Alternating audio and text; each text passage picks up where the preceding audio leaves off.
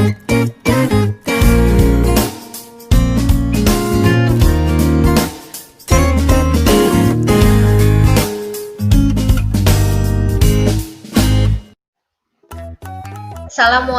warahmatullahi wabarakatuh. Hari ini kita akan belajar mengenai faktor pendorong dan faktor penghambat mobilitas sosial. Adapun tujuan pembelajaran hari ini yaitu kamu harus menjelaskan faktor pendorong mobilitas sosial dan bisa menjelaskan faktor penghambat mobilitas sosial. Sebelum kita mulai, langkah baiknya berdoa menurut kepercayaannya masing-masing. Diperhatikan ya setiap slide-nya karena kamu boleh mencatat apa yang ada dalam video materi ini. Catatannya tidak usah dikumpulkan. Oke, yang pertama yaitu faktor struktural sebagai faktor pendorong mobilitas sosial. Bisa dilihat dari kedua gambar ini, ada gambar Presiden Soekarno dan Bapak Ridwan Kamil sebagai Gubernur Jawa Barat. Kedua pemimpin ini dipilih oleh rakyat dalam sistem demokrasi.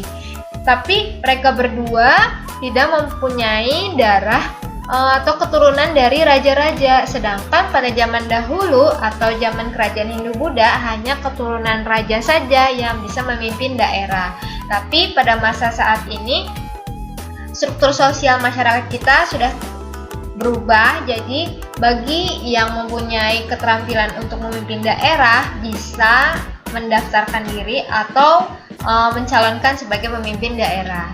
Yang kedua yaitu dari faktor individu, berarti dari dalam diri sendiri, dilihat dari sikap dan perilakunya. Nah, ini contohnya ya, ada Rachel V-nya, ini sebagai pengusaha di bidang makanan, usianya baru 25 tahun. Terus ada Arif Muhammad sebagai salah satu YouTuber terkenal juga. Nah, beliau juga sebagai penulis juga. Yang ketiga yaitu ini namanya Intan sebagai pengusaha hijab. Kalau kalian punya Instagram, nama Instagram hijabnya itu namanya Vanilla Hijab. Dia salah satu penjual hijab terbanyak di Indonesia. Nah, mereka bertiga ini mempunyai sikap dan perilaku gigih, kerja keras sehingga mencapai kesuksesan pada usia yang masih muda. Kalau kalian bisa mengikuti jejaknya, yaitu kerja keras, terusnya juga belajar dengan tekun, insya Allah kamu juga bisa sebagai pengusaha yang selanjutnya. Kemudian yang ketiga yaitu faktor sosial dan faktor ekonomi. Setiap manusia dilahirkan dalam status sosial yang dimiliki orang tua. Bisa dilihat ini dari gambarnya, tidak ada yang tahu kita dilahirkan dalam status sosial apa. Nah, ini ikutnya ke orang tua. Jadi, kalau misalnya anak ini tidak puas dengan status sosial dari orang tuanya, maka bisa berusaha bagaimana caranya menaikkan mobilitas sosial mereka menjadi lebih baik. Kalau faktor ekonomi contohnya ini ada di Jakarta, yang perekonomiannya itu lebih baik sehingga masyarakatnya untuk melakukan mobilitas sosial seperti sekolah, bekerja dengan baik, akses pendidikan yang mudah. Nah, ini ya bisa melakukan mobilitas sosial. Yang kelima yaitu faktor politik dan kemudahan akses pendidikan. Faktor politik, pada saat dijajah kita susah untuk melakukan, jangankan melakukan sesuatu hal yang lebih tinggi, untuk berbicara mengungkapkan pendapat saja susah.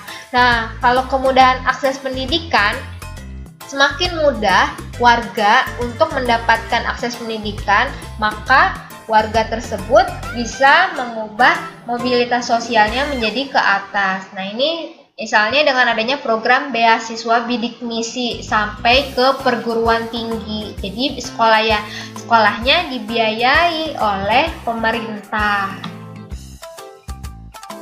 Yang berikutnya mengenai faktor penghambat mobilitas sosial ini ada dua, yaitu kemiskinan dan diskriminasi. Kalau kemiskinan, kalau masyarakat miskin biasanya lebih sulit untuk melakukan mobilitas sosial ke atas. Yang ini nih, karena biasanya masyarakat berpendidikan yang rendah itu sangat berpengaruh pada kualitas sumber daya manusianya. Kalau diskriminasi ini perbedaan perlakuan, misalnya suku, ras, agama, misalnya yang sekolahnya beragama non-muslim, sekolahnya berbeda lagi. Nah, itu ya.